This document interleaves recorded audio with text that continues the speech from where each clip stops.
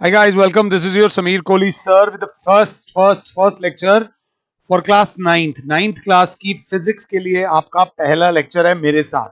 9th class की physics में मेरे प्यारे बच्चों जो 8th से 9th में आए हैं उन्हें एक बात बता दूं, 8th में you used to study general science.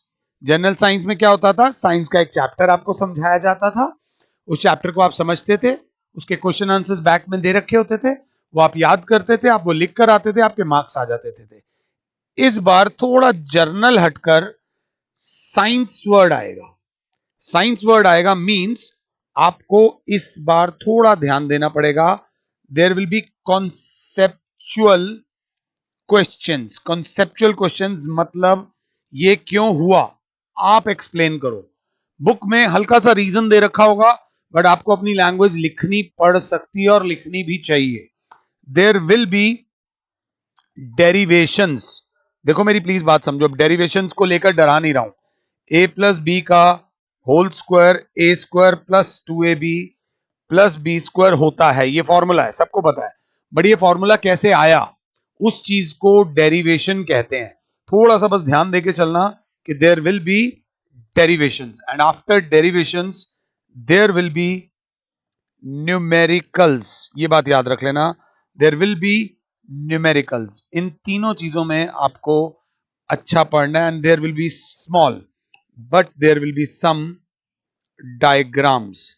ये जो कंसेप्चुअल क्वेश्चंस हैं इनको रीजनिंग वाले क्वेश्चंस बोलते हैं। और ये जो साइंस 9th क्लास की है, ये इसमें प्लीज ये वाला वर्ड अपनी लाइफ से हटा देना, रटने वाला। ये वाला वर्ड अपनी लाइफ में डाल देना, अंडरस्टैंडिंग वाला।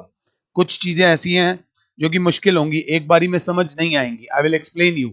इस लेक्चर में मैं आपको बताने वाला हूं कि 9th क्लास की फिजिक्स से डील कैसे करना है। कभी भी दिक्कत हो ना, 2 महीने 3 महीने बाद भी तो एक बार ये वीडियो दोबारा देख लेना, आई विल एक्सप्लेन यू। अब 9th क्लास की फिजिक्स में जो सबसे पहला चैप्टर है और जो मोस्ट इंपॉर्टेंट चैप्टर है, दैट इज मोशन। मोशन पहली बिल्डिंग है, अगर आप चाहो तो बहुत ज्यादा इंपॉर्टेंट है। मोशन पहला चैप्टर है और बिल्डिंग के अंदर लगने वाला सबसे बड़ा स्टोन है। मोशन के ऊपर बेस्ड इस चैप्टर एक है force and laws of motion. अगर आपको फर्स्ट चैप्टर क्लियर नहीं होगा तब तक आपको सेकंड चैप्टर समझ नहीं आएगा। And there is another chapter called gravitation. Please थोड़ा सा ध्यान देना, ये तीनों चैप्टर्स आपस में कनेक्टेड हैं। अगर ये चैप्टर नहीं समझ आएगा तो ये चैप्टर तंग करेगा, और अगर ये चैप्टर नहीं समझ आएगा तो इस चैप्टर में दिक्कत आएगी। अब इन तीनों चैप्टर्स के बाद फिजिक्स में एक चैप्टर है work, power and energy. This is very easy chapter, मजेदार चैप्टर है। हल्की फुल्की दोस्ती इसकी ग्रेविटेशन चैप्टर से है। मतलब अगर ग्रेविटेशन आता होगा तो हमें वर्क, पावर, एनर्जी बहुत अच्छे तरीके से समझ आएगा, जो मैं कहने का मेरा मतलब है। And there is one chapter जो इन सब में से किसी से रिलेटेड नहीं है, बट वेरी इंपॉर्टेंट चैप्टर है, अपने आप में काफी इंपॉर्टेंट और अच्छा चैप्टर है, दैट इज साउंड। तो अब मेरी रिक्वेस्ट आप लोगों से क्या है, इस चीज को ध्यान से देखिएगा। मोशन चैप्टर में आपको बहुत ज्यादा फोकस रखना पड़ेगा। मोशन चैप्टर को कम से कम 2 बार करना, तब जाके फोर्स समझ आएगा। फोर्स चैप्टर को मैं कहूंगा 1.5 बार करना। 1.5 बार कभी कोई चैप्टर हो नहीं सकता, इसको भी कोशिश करना 2 बार करना। फिर जाके ग्रेविटेशन 1 बार करना, वर्क, पावर, एनर्जी 1 बार करना, और साउंड 1 बार करना। थोड़ा सा ध्यान दे लेना। इसलिए जो आपको मैंने इस छोटे से लेक्चर में मैं आपको सिर्फ ये बताना चाहता हूं कि फिजिक्स के लिए तैयार कैसे होना है।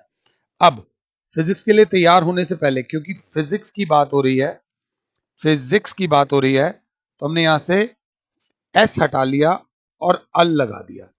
एस हटाया तो अल लगाया, तो टर्म क्या बन गई मेरे बच्चों? फिजिकल बन गई। और क्योंकि फिजिक्स की बात हो रही है, इससे ऑपोजिट जो टर्म होगी that will be non physical. Physics में जो क्वांटिटीज होती हैं those are called physical quantities, and जो क्वांटिटीज फिजिक्स में नहीं होती उनको बोलते हैं नॉन फिजिकल क्वांटिटीज। पढ़नी नहीं है, बट थोड़ा पता होना चाहिए कि ये फिजिकल क्वांटिटी है, ये फिजिकल क्वांटिटी नहीं है। अभी क्लियर करता हूं। फिजिकल क्वांटिटी करने से पहले मैं आपको एक चीज बताना चाहूंगा। इस चीज को देखना, क्या आप इसका मतलब जानते हो? Magnitude. Please, do you know the meaning of the word called magnitude? Magnitude का क्या मतलब है बताता हूं। बेटा, आज तक मेरी लाइफ में मुझे बहुत सारा प्यार मिला है, बहुत प्यार मिला है। मैंने भी कोशिश करी है कि मैं भी थोड़ा बहुत प्यार बांट सकूं, मगर कितना प्यार मिला है उसको मैं नाप नहीं सकता। Love can not be measured, love can not be measured.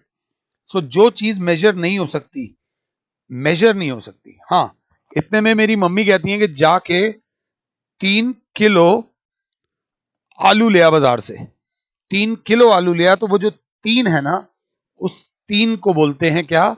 Magnitude. जिस चीज को नापा जा सकता है, और किसी भी चीज को नापने में जो टर्म मदद करती है, that is called magnitude. Means magnitude is a number associated with a physical quantity।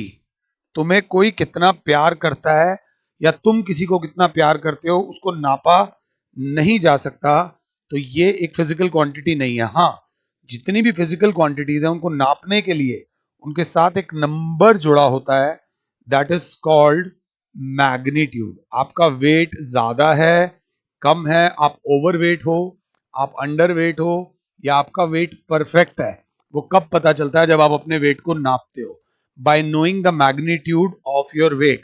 मैंने आपसे बोला कि किसी के फादर की सैलरी 20,000 रुपए महीना है, तो हम कहेंगे मैग्नीट्यूड ठीक ठाक है।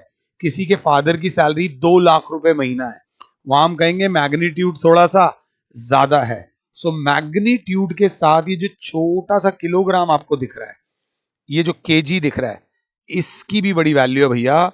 इसको बोलते हैं यूनिट। फिजिक्स स्टार्ट करने से पहले मैं आपको बताने वाला हूं, अभी बताता हूं, एक सेकंड रुको। सबसे पहले मैं चाहूंगा, what is a physical quantity? तो फिजिकल क्वांटिटी के अगर आपको डेफिनेशन लिखने को आए तो आप लिखोगे are those quantities which can be measured with help of a suitable magnitude। जिनको नापा जा सकता है, एक सही नंबर उनके आगे लगाकर, those are called physical quantities. और अगर आप मेरे बच्चे हो तो इमीडिएटली राइट साइड पर नॉन फिजिकल क्वांटिटीज की डेफिनेशन खुद लिखो। वो होगी, क्या होगी? Are those quantities which can not be measured with the help of suitable magnitude. जिनको मेजर किया जा सकता है वो होता है मास। जिसको मेजर करेंगे हम इस साल, दैट इज वेट। मास एक अलग चीज होती है, वेट एक अलग चीज होती है।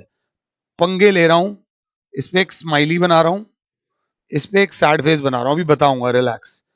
और बताता हूं, लेंथ नापा जा सकता है।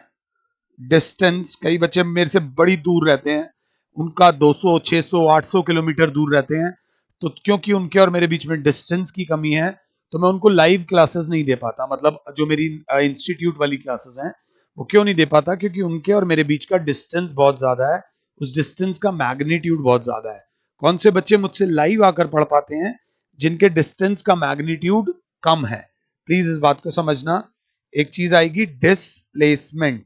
मैं एग्जाम्पल यहां छोड़ सकता हूं, बट मैं आपको उन नामों से मिलवाने वाला हूं। ये आपके नए फ्रेंड्स हैं, नाइन्थ में ये आपके दोस्त हैं। तो अभी जिन लोगों का नाम नहीं सुना, जब चैप्टर करा रहा हूंगा तो तब वो नाम दोबारा सुनने को आ जाएगा, चीजें आसान लगेंगी। There is a term called speed, but there is a term called velocity. There is a term called acceleration. जिस दिन एक्सेलरेशन समझ आ जाए, समझ लो लाइफ बन गई। एक्सेलरेशन समझना इतनी आसान बात नहीं है। जब तक एक्सेलरेशन समझ ना आए, इसके आगे सैड फेस बनाए रखना। वेलोसिटी के बारे में कुछ बच्चों ने सुना होगा बट समझा नहीं होगा। जिस चीज के बारे में 100% क्लियर ना हो तब तक उसके आगे सैड फेस बनाए रखना। स्पीड का फॉर्मूला तुम्हें पता है, डिस्टेंस अपॉन टाइम होता है। डिस्प्लेसमेंट के बारे में भी तुमने नहीं सुना, डिस्टेंस के बारे में तुमने सुना होगा, लेंथ तो तुम्हें पता ही है। तो हर वो चीज जिसको नापा जा सकता है that is called a physical quantity, हर वो चीज जिसको नहीं नापा जा सकता that is called a non physical quantity. इसका example love, hatred, feelings, emotions, ये सब नॉन फिजिकल क्वांटिटीज है, इनको नापा नहीं जा सकता। इसीलिए दो लोगों में झगड़ा होता है, उसे लगता है मैंने तुझे ज्यादा प्यार किया, मम्मी को लगता है और बच्चे को लगता है नहीं मम्मी मैंने आपको ज्यादा प्यार किया। ये प्यार नापा नहीं जा सकता, इस चक्कर में कंफ्यूजन में आधी से ज्यादा दुनिया बेचारी परेशान है। So let's not get into this thing. मैंने आपको बताया फिजिकल क्वांटिटीज और नॉन फिजिकल क्वांटिटीज। मैंने आपको बताया मैग्नीट्यूड। मैग्नीट्यूड क्या होता है? It is a number associated with a physical quantity. ये बात याद रख लेना। तुम चाहोगे कि आगे जब लाइफ में कमाने लगो तो तुम्हारी सैलरी का मैग्नीट्यूड ज्यादा हो, तुम्हारी तरक्की का मैग्नीट्यूड ज्यादा हो, जो गाड़ियां तुम खरीदो उनका मैग्नीट्यूड ज्यादा हो, और मैं तो कहूंगा तुम जो चैरिटी करो उसका मैग्नीट्यूड भी ज्यादा हो, तुम्हें जो दुआएं मिले उसका भी मैग्नीट्यूड ज्यादा हो। ये बात याद रख लेना। अब ऐसे ही खाली बैठा हुआ हूं, मैंने कहा let's go for a 10 minutes walk. मैंने अपने फ्रेंड को कहा यार चल बड़े दिन बाद मिला है, let's go for a 10 minutes walk. अब हम गए, ऐसे ऐसे वॉक कर रहे हैं, कैसे कैसे भी वॉक कर रहे हैं। हम कहां गए नहीं पता चला, बिल्कुल नहीं पता चला कि हम कहां गए। यहीं पे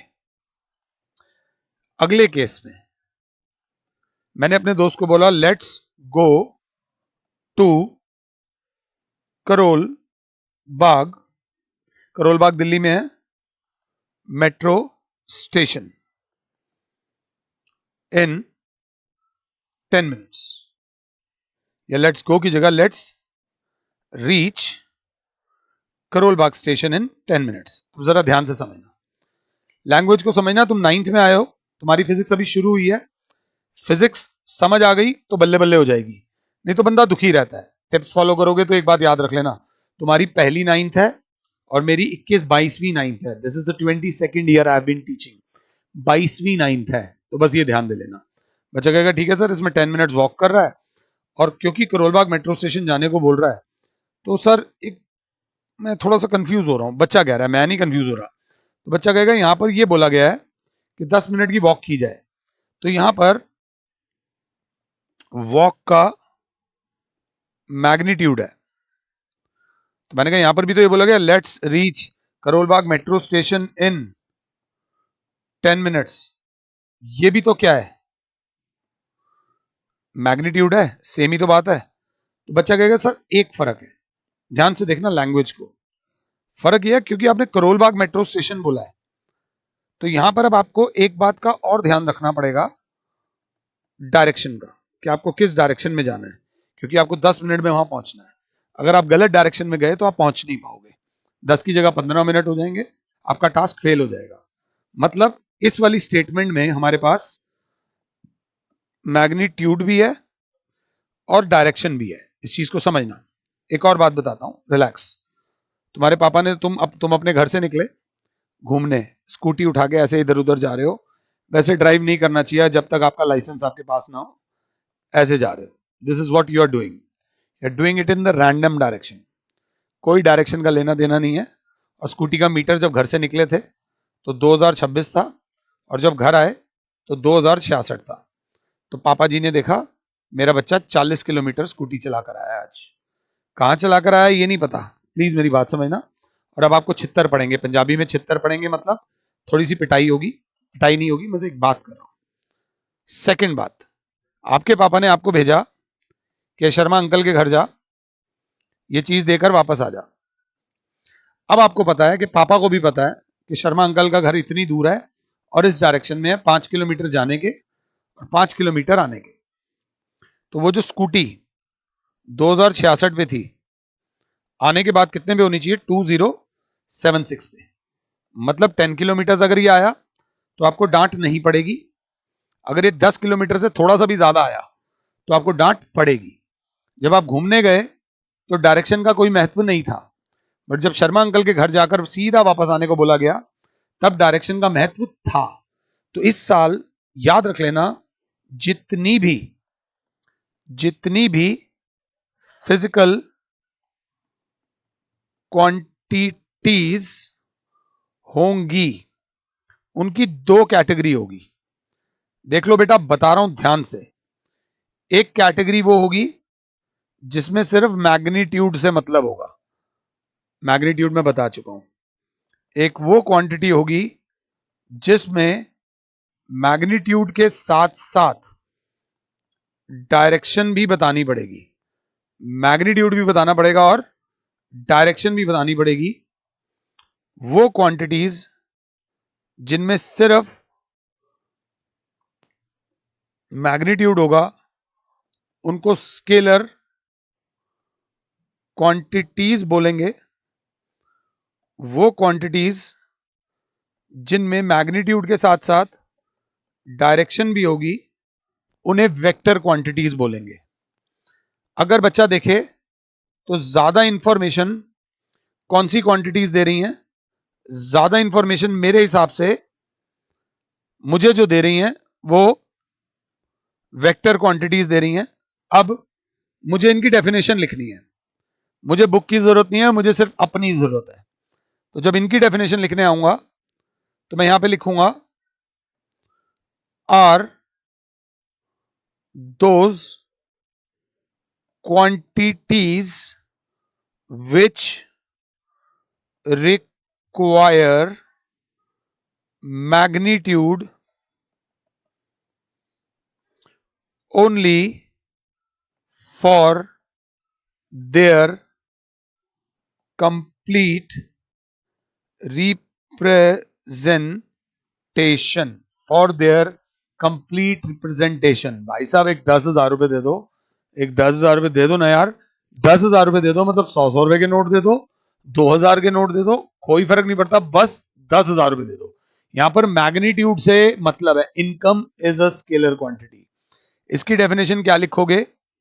आर दोज क्वांटिटीज अगर साथ हो विच require magnitude as well as direction for their complete representation। इंसानों को धर्म जाति में बांटना, आई डोंट नो क्यों बांटा गया है, इज नॉट जस्टिफाइड और justified I don't know, but जितनी भी फिजिकल क्वांटिटीज पढ़ोगे, जो भी नाम, डिस्टेंस, डिस्प्लेसमेंट, आपको जरूरी बांटना है, पूछना टीचर से, खुद याद रखना कि कौन स्केलर है और कौन वेक्टर है। ये बात याद रख लेना। दीवारों से मकान खड़ा होता है, तो जो दीवार जहां पे पढ़ते हो उस दीवार के सामने ना नोट्स बना के चिपका लेना, ताकि डेली आप उनसे यूज टू हो जाओ कि ये स्केलर है और ये वेक्टर है। अगर कंफ्यूजन होगी तो 1 से 2 नंबर हर पेपर में जाएंगे। जिस भी फिजिकल क्वांटिटी, जैसे मैंने बोला डिस्टेंस, तो आपको पता होना चाहिए कि वो स्केलर है या वेक्टर है। मैं बताऊंगा, अभी मैंने बताया नहीं है। Displacement, acceleration, retardation, speed, work, power, energy, हर चीज की दो टुकड़े होंगे। आप मुझसे पूछोगे whether it is a scalar quantity और अ वेक्टर क्वांटिटी। अब मैं जा रहा हूं, मैंने इतना ही जाना। तो बच्चे ने कहा सर आपको एक बात बताऊं, अपने आंसर में दम लाओ सर, यहां पर सिर्फ मैग्नीट्यूड है, यहां पर ना सर मैग्नीट्यूड के साथ ना सर डायरेक्शन है। समझना आप जरा ध्यान से, मैं आपको बताता हूं।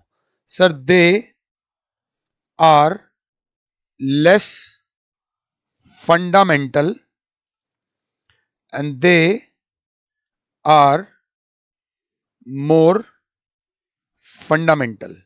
प्लीज बात समझना। अब हम एक ढाबे पे जाते हैं चाय पीने, चाय का तो स्वाद होता है, ढाबे पे जाके चाय बोलेंगे तो वो सिर्फ चाय लाएंगे। बट अगर आप 5 स्टार होटल में चाय पीने जाते हो तो चाय बोलोगे, चाय के साथ 4 बिस्किट आएंगे ही आएंगे। ये फंडामेंटली वो है। तो जब आप 5 स्टार, हाँ उसके पैसे भी तो आप एक्स्ट्रा दोगे, तो ढाबे पे चाय पीना इज लेस फंडामेंटल, 5 स्टार में चाय पीना इज मोर फंडामेंटल, क्योंकि वहां पर आपको ज्यादा वो मिलेगा, एक प्लीज ज्यादा नॉलेज, ज्यादा चीजें मिलेंगी। इतना बंदे को पता होता ही है। यहां से सिर्फ मैग्नीट्यूड के बारे में पता चलेगा, यहां से magnitude as well as direction के बारे में पता चलेगा। कोई भी डिफरेंस जब तक आप एग्जाम्पल नहीं दोगे नाकामयाब है। Distance is a scalar quantity, जिसके बारे में आपने पढ़ा होगा और पढ़ाएंगे हम। Displacement is a vector quantity, जो हम इस साल आपको पढ़ाएंगे। Speed is a scalar quantity, 8वीं में थोड़ा बहुत पढ़ा होगा। Velocity is a vector quantity, जो हम आपको बताएंगे, समझना ध्यान से। ओहो, टाइम, टाइम की कोई डायरेक्शन नहीं होती। Time is a scalar quantity. सबसे मुश्किल ये, जिस दिन ये समझ आ जाए ना, मुझे प्लीज बताना जरूर, मैसेज करके, मेरे नंबर्स नीचे लिखे होते हैं। Acceleration is a vector quantity. तो मुझे आप सबको ये बताना है कि वेक्टर क्यों है और कैसे पता चलेगा। ऐसे ही खाली बैठा हुआ हूं, मैंने एक बोला 20 kilometre per hour. 8th class का बच्चा बोलेगा सर इतना तो हमें पता है, क्योंकि आपने किलोमीटर पर आवर बोला है, तो इसका मतलब ये आपकी स्पीड है। कहीं पे मैंने लिखा 32 किलोमीटर पर आवर नॉर्थ। अब बच्चा बोलेगा सर वही सेम कहानी, किलोमीटर पर आवर है तो ये आपकी स्पीड है, बट साथ में नॉर्थ आपकी डायरेक्शन है, ये आपका मैग्नीट्यूड है और ये आपकी डायरेक्शन है। तो ये जो क्वांटिटी है, इस क्वांटिटी को बोलते हैं वेलोसिटी। कि पापा मैं 20 किलोमीटर पर आवर की स्पीड से स्कूटी चला रहा हूं, तो आपने अपने पिताजी को अपनी स्पीड बताई। पापा मैं 32 किलोमीटर पर आवर की स्पीड से नॉर्थ डायरेक्शन में स्कूटी चला रहा हूं, सो वहां पर आपको पापा ने वेक्टर क्वांटिटी, ये आपने अपने पापा को वेक्टर क्वांटिटी बताई। कहां पर है तू, पापा ने पूछा। पापा 10 मिनट में आ रहा हूं, that is a scalar quantity. कहां पर है तू, पापा मैं मोहित के घर पे हूं। पापा ने मोहित के घर पे पूछा और मोहित के घर पे आप थे, that is a vector quantity. अच्छा वहां पर है, डायरेक्शन भी पता चल गई। यही हमें करना है, जितनी भी क्वांटिटीज आएंगी उनसे नमस्ते करना, राम राम करना, और ये जरूर देखना कि आप स्केलर हो या आप वेक्टर हो। ये लेक्चर छोटा सा है, मेरी रिक्वेस्ट है आप लोगों से, इस लेक्चर को कम से कम 2 बार सुनना। 9th क्लास में आए हो आप, छोटे छोटे प्यारे प्यारे से बच्चे हो, थोड़ा सा फोन का प्रयोग, हमारे पास भी महंगे महंगे फोन है, बट फोन का प्रयोग सही चीज के लिए करें। टेक्नोलॉजी बहुत बढ़िया चीज है। देखो आज मैं ये रिकॉर्डिंग करके चले जाऊंगा और एक ना एक दिन मैं इस दुनिया से भी चला जाऊंगा, बट टेक्नोलॉजी की हेल्प से मेरी ये वीडियो जिंदगी भर इस दुनिया में रह जाएगी। तो that is the plus of technology. मगर अगर मैं दिन भर अपनी वीडियोस ना बनाऊं, पढ़ाऊं ना, और मैं फोन में लगा रहा हूं, so that is a minus of technology. तो हर चीज का फायदा भी होता है और नुकसान भी होता है, दोनों चीजें करो, बट कोशिश करो कि फायदा ज्यादा करो, ताकि घर में भी शांति बनी रहे। फिलहाल के लिए Sameer sir saying you good bye, God bless, and अपना ध्यान रखो, अपने माता पिता का ध्यान रखो और उनके माता पिता का भी ध्यान रखो। Thank you.